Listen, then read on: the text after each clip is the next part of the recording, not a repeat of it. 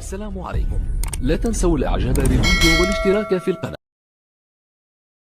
تتوقع المديرية العامة للأرصاد الجوية بالنسبة ليوم غد السبت تهاطل أمطار أو زخات مطرية متفرقة بالريف، فضلاً عن نزول أمطار ضعيفة بالواجهة المتوسطية والمنطقة الشمالية الغربية والأطلس المتوسط والسايس والسهول الأطلسية المتواجدة ما بين الدار البيضاء والصويرة.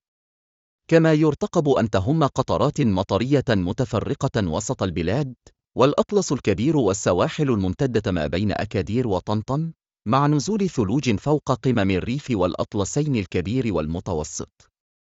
ومن المتوقع أيضا تسجيل هبات رياح قوية نوعا ما بكل من الريف وشمال المنطقة الشرقية والأطلس المتوسط.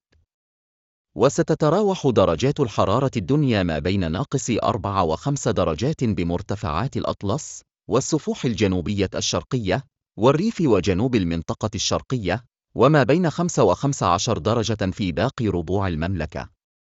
أما درجات الحرارة خلال النهار فستعرف بعض الانخفاض شمال المنطقة الشرقية وشرق الواجهة المتوسطية، وسترتفع بباقي المناطق. وسيكون البحر هادئاً إلى قليل الهيجان بالواجهة المتوسطية، وقليل الهيجان إلى هائج بالبوغاز وما بين طرفاية والعيون، وهائجاً إلى قوي الهيجان بباقي السواحل.